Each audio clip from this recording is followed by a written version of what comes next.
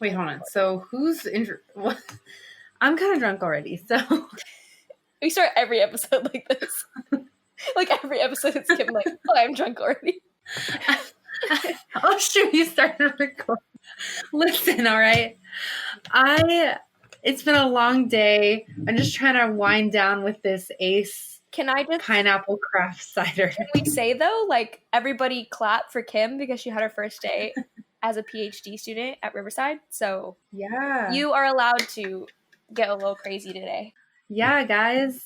Or folks, ladies. Okay, cheers to Dr. Yules. Cheers. Look at that. What a queen. Damn, dude. 5 years is gonna freaking fly. Mm-hmm.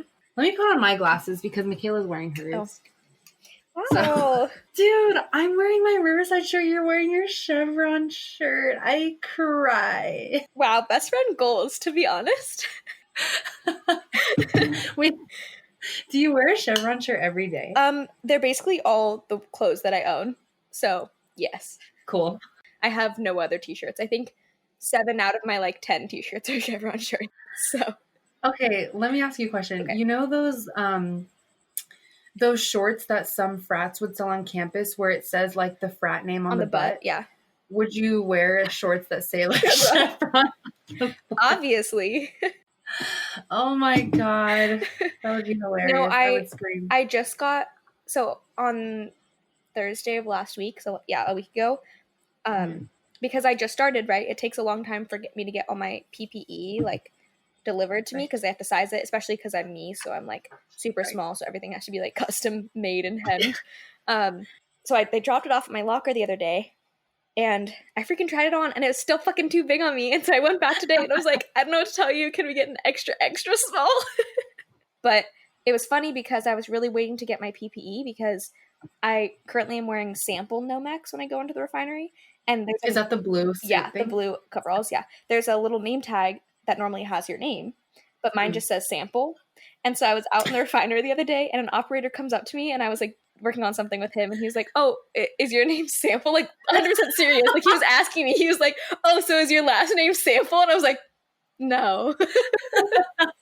It's not. And so I was really excited to get my Nomex in my locker the other day, and then I tried it on, and it's too big. So now I have to wait who knows how long to get them re-tagged and resized. But whatever, I'll be Sample for another month. It's fine. You should have been yeah, Sam for short. Pull if you're feeling dangerous. Actually, first name Sam, last name Pull. Thanks. I'm going to call you Sample from now on. Thanks. Everyone, this is Sample Minton. Or no, sorry, Sample. Sam Pull, yep. But Sample. Yep. Yeah, so welcome to the podcast. Okay, but also for all the fans out there, we kind of need to reintroduce ourselves. Yeah. So take it away. Hi everyone. My name's Kimberly. This is Kimberly. This is episode 4 of Kimberly. Yeah. I'm actually not here right now. I'm just Yeah. You're my assistant. Yeah. You're okay, like Jamie from the Joe Rogan podcast. No. I'm kidding. You're a nut, Mikayla. Yeah, Mikayla, that's my name. Thank you. I'm Mikayla. Sorry, no, Sample. Oh, I'm Sample, and I'm Sample, and this is our podcast, a podcast, episode 4 of our podcast, Unfiltered. There you go. Perfect introduction. We got it down.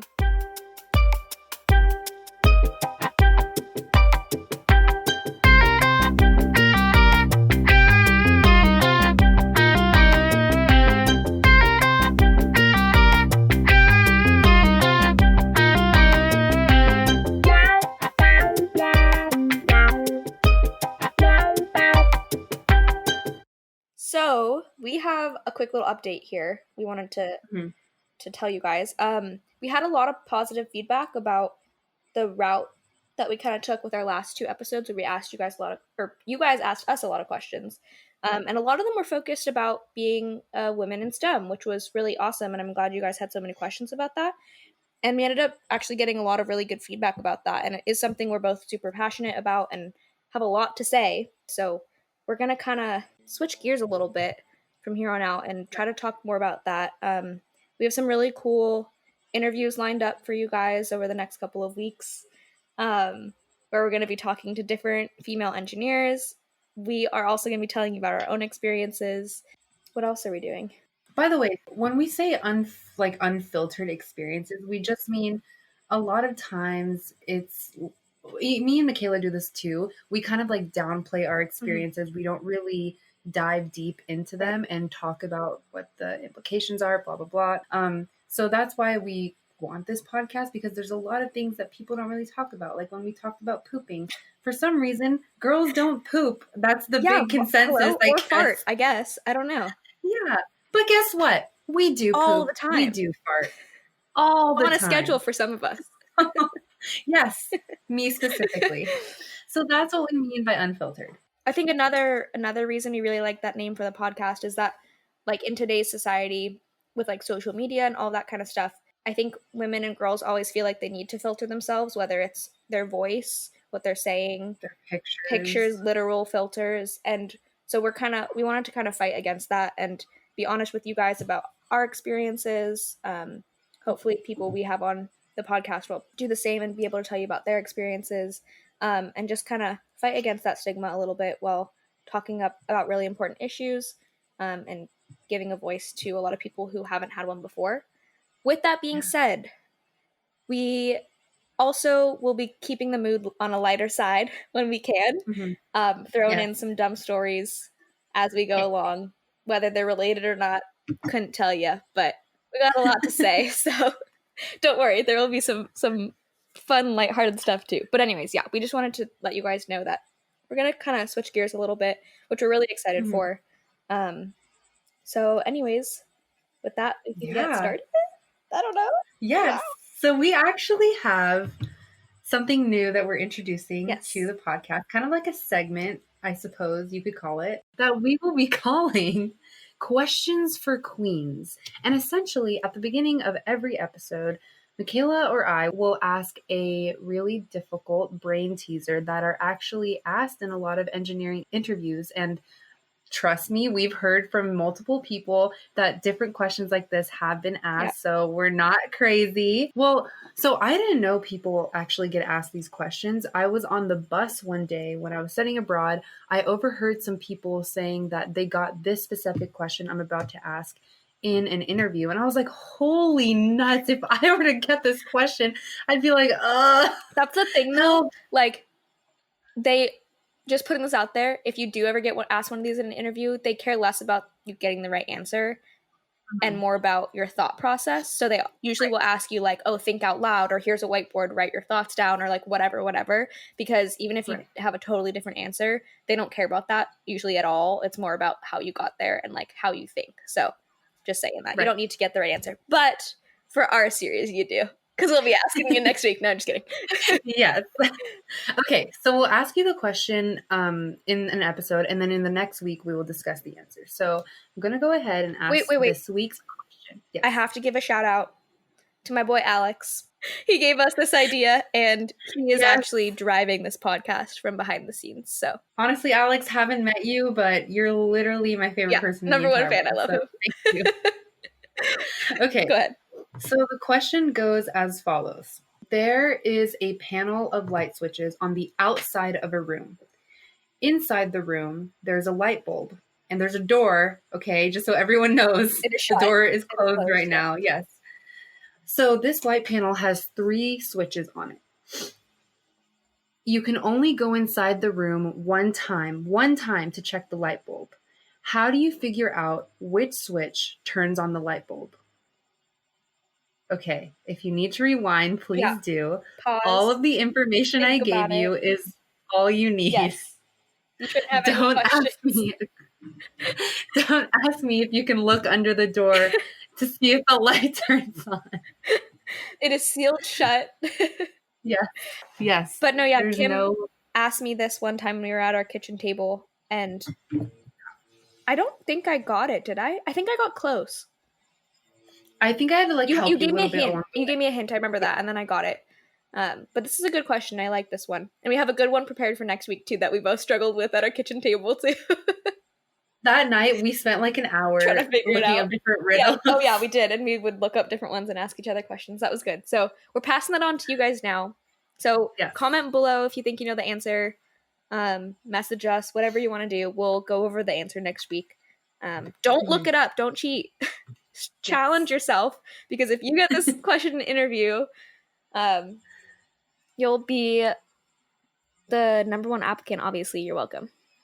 Yes, you're welcome. You can thank us for your future job. Yep. Okay. Yes. Moving on. What are we talking about today? We are going to be talking about our different upbringings, because we were raised in very different households with different influences, and how that did or didn't influence us going into STEM.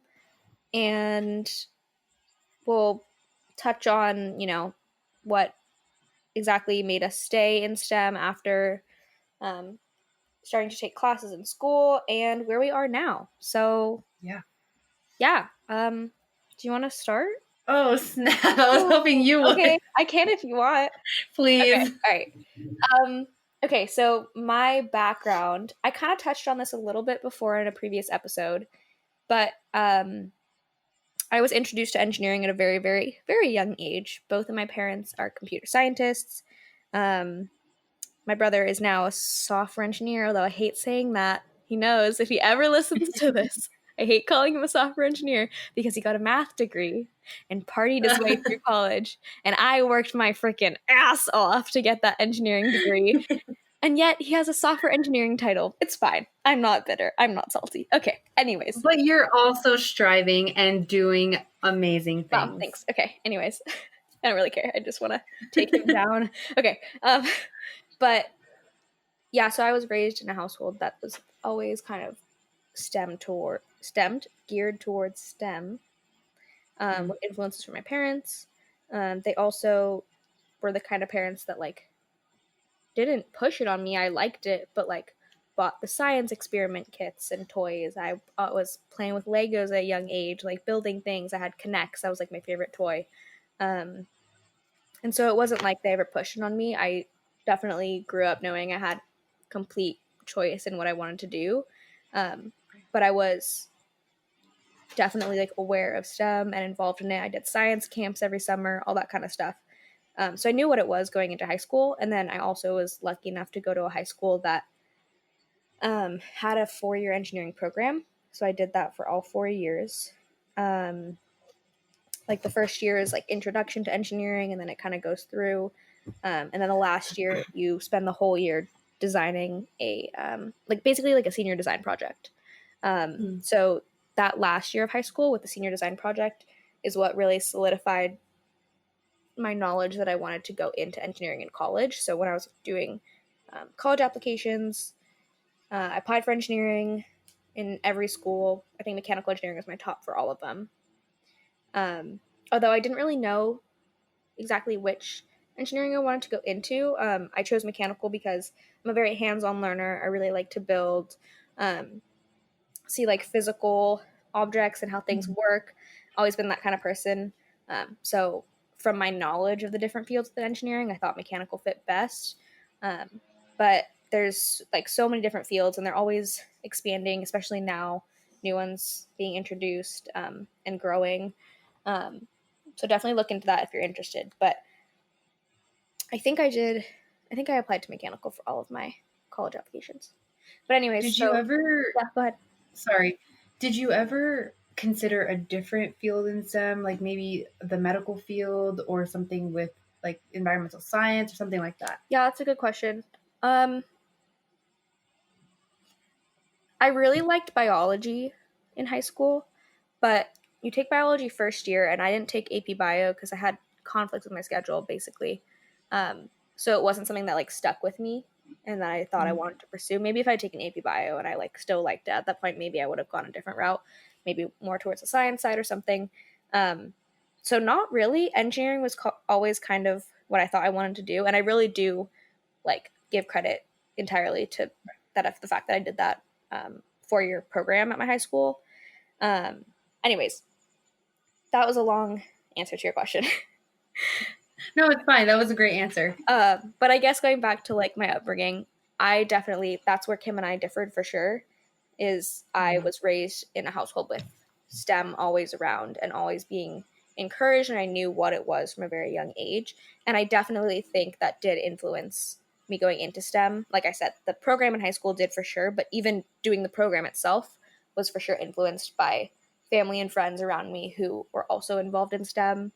I probably wouldn't even have known what the engineering program was without one of my friends who was also raised in a similar household, and her parents knew about the program. It was new when I was first starting. So I'm really glad that I did that. And I would never say that I felt like my parents pushed me one way or the other. They were really open and understanding about that.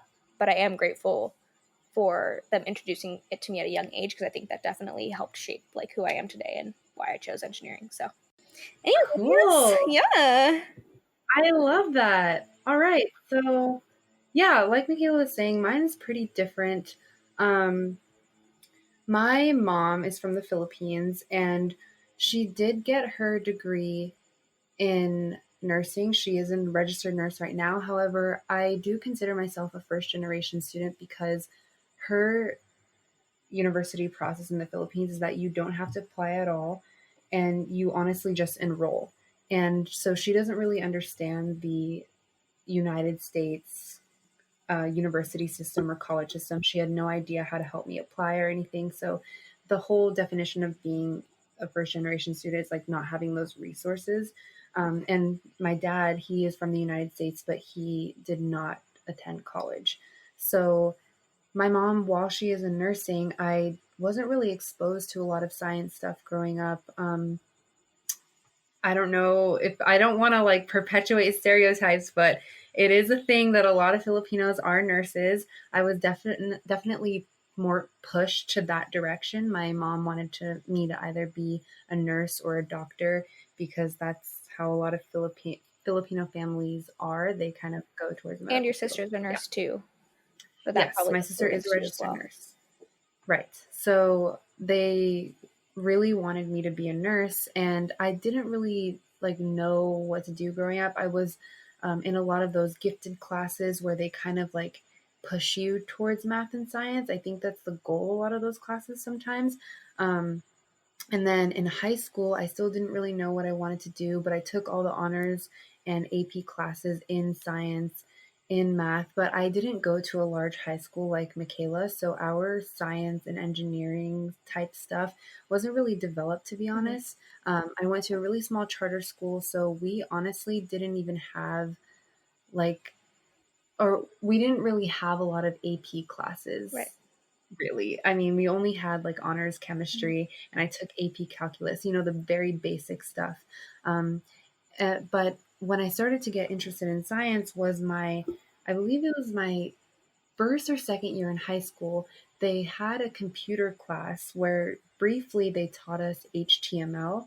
And at this point, I was like, wow, this is actually really cool. Like, you make stuff out of this. And I knew that I loved sewing, so I loved to create stuff.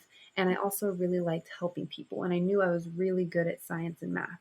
So when I was introduced to this whole computer science realm, I was like, wow, this is so cool. So I ended up going to a hackathon with one of my best friends. We were only like sophomores or something in high school, and the hackathon was only for women, which was really, really cool. And it was women ranging from the high school age all the way up to the college level. So a bunch of different levels there. And we were paired with two other high school girls. We were the only high schoolers there. It was like 70 girls there, but everyone else was like, yeah, everyone else was in college. Um, so we were tasked with creating a website that, well, everyone else was supposed to make an app that educates people on climate change. So since we weren't really like hardcore coders, all we could do was make a website. So we made a website, and I was like, wow, this is really cool. You can educate people. You can use your background in this to really help people do different things. So I really, really enjoyed having to do that. And so I then started to consider a degree in computer science, but I wasn't really sure if that was the route. And when I was deciding to apply to college, I went on a tour at a university where my sister's husband's friend went, and that friend was studying civil engineering. So then he introduced me to the field of civil engineering and what civil engineers could do. And he talked about how a lot of them study traffic control, how they study water quality, air quality, different things like that. So I was like, what the hecking heck? This is so cool. And being someone that was growing up in Southern California with a huge traffic problem, I was really interested in how I could use my skills in science and math to solve these complex problems with traffic and other problems. I talked about my mom being from the Philippines. I was really inspired by her stories about how a lot of times people in the big city of Manila, they don't have clean water. They don't have the same resources that we do in the United States. So I was very interested in water quality and what that could do for people in underdeveloped countries. So that's when I kind of really started to get interested in engineering, and I decided that I would kind of steer away from the computer science route just because it wasn't or at least what I didn't understand of the computer science field at the time, it wasn't helping people in the way that I understood. So I wanted to help people in the way that civil engineering could. I just said that really weird. Civil engineering could, and so that's why I decided to apply for that.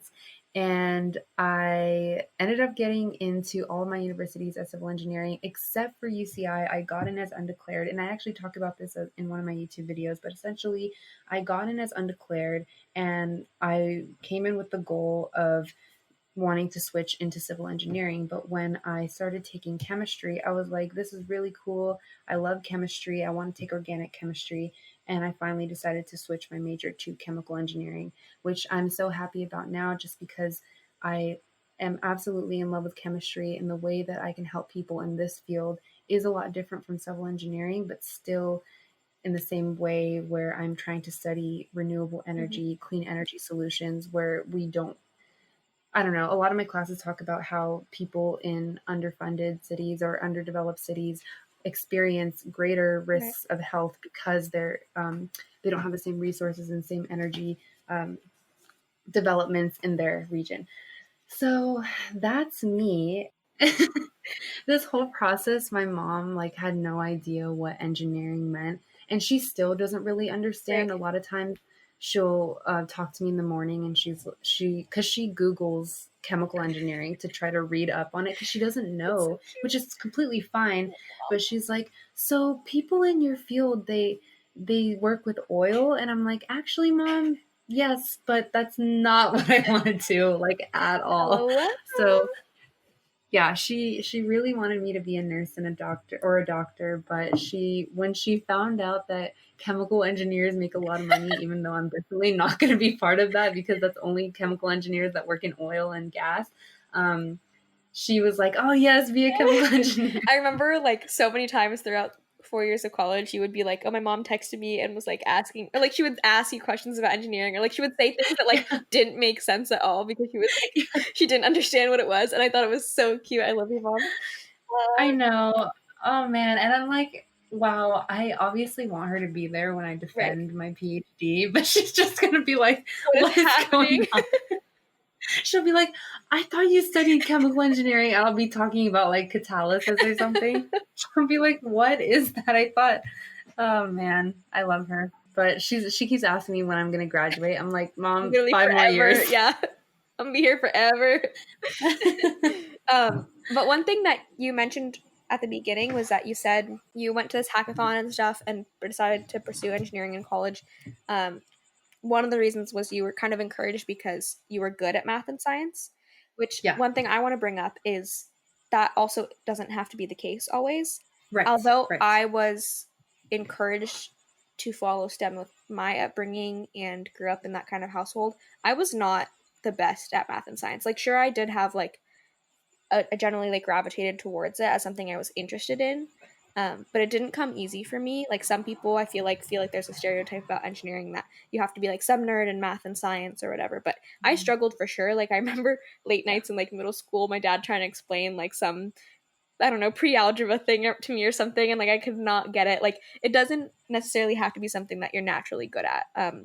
The key really is just working hard and putting in the time and the effort, and like you can basically do anything you want. It doesn't have to be something you're naturally good at as long as you're passionate about it.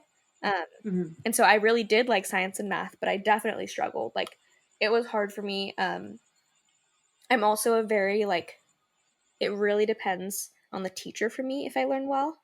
I have a very, I think, specific like learning style. So I had a lot of not great math teachers through the years. So that also really made me struggle and question if I wanted to go into a field that was so surrounded by math, which not even math. Okay, when I took physics in high school, I sucked. Like that was my worst grade in high school, was my AP physics grade.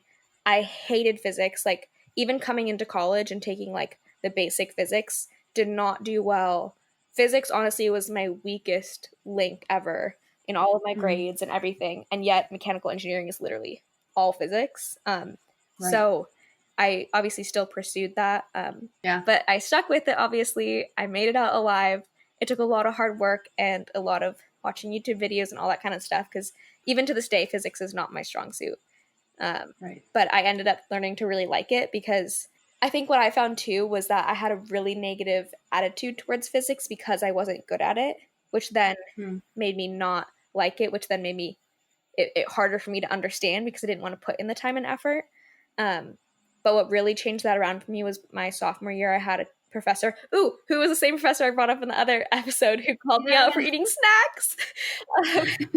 Anyways, he was like one of the best professors I've had in undergrad. And it was my first dynamics class that I took with him. And he just definitely, like, I clicked with his teaching style. It was how I learned. He explained things really well. And ever since that class, I've had a way greater appreciation for physics, and I still am not good at it. Like, I really am not.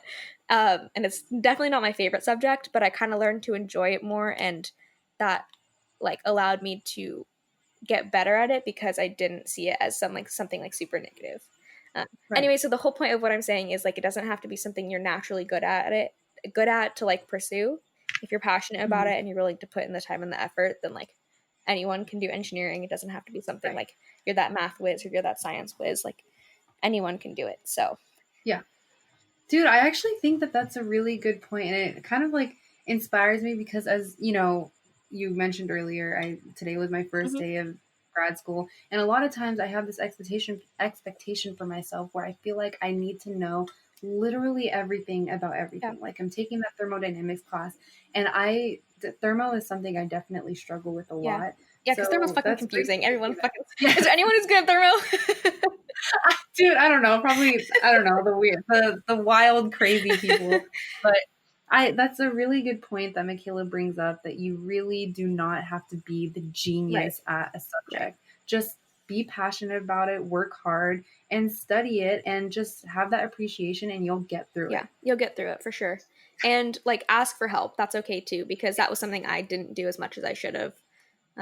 That's like what professors and TAs and your classmates and your friends are there for. And this is kind of going back to a conversation we had earlier, Kim and I, but like, I think that stems also from being a female in STEM, is that I kind of feel like I have to, well, we talked about this in the other episode too, but kind of feel like I kind of have to prove myself. And so I don't ask questions because I feel like people might think I'm dumb or something, which is fine.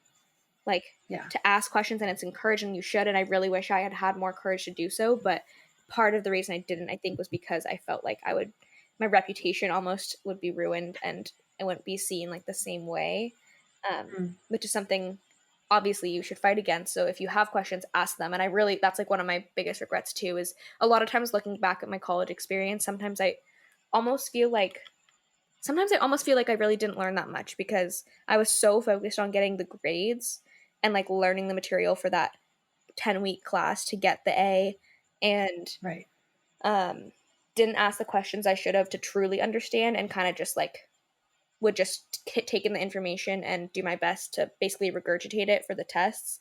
On the test, which is not a good way to learn, because like looking back, I really don't think I learned as much as I definitely should have, and I paid so much money and put in so much time for my classes. So anyways, that's going off on a tangent. I feel you, dude. Yeah.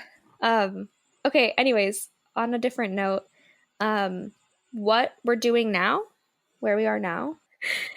Well, Kim already kind of talked about what she's doing. She started her PhD program today.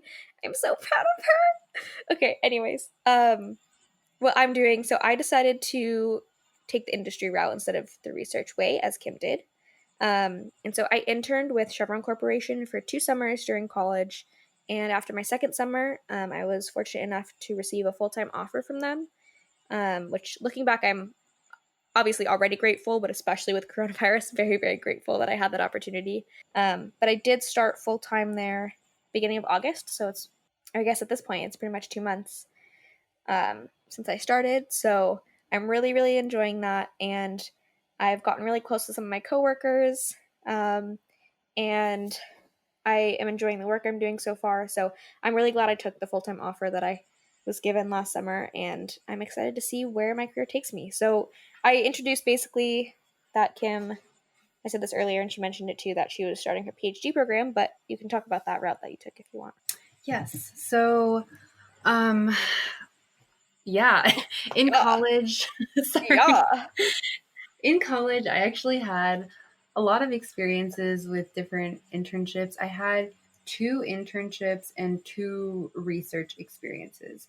And when I did my internship, it was a civil engineering internship. However, it was like in industry slash government work. And I just noticed that it was very slow. I kind of felt like it was very repetitive. I wasn't really learning new stuff. I felt kind of bored. I mean, I had a great time that summer, but just the work itself wasn't very fulfilling, I guess. And the opposite reaction, I had the complete opposite reaction when I had my 2 research experiences. Even though that one summer was really hard for me with my mentor and everything, I talk about this in a previous episode. Even though I had that bad relationship with him, I had a great time that summer just because research is so interesting to me. You're creating new information, presenting new information to the world to be digested, and maybe you'll change some field somehow. I don't know, which I just find so exciting. And even though it's very intimidating and scary, I wanted to pursue that. And so that's kind of why I decided to go into a doctorate program, just because Hells yeah. Cheering you on every time you say that. I know, dude. I appreciate the support.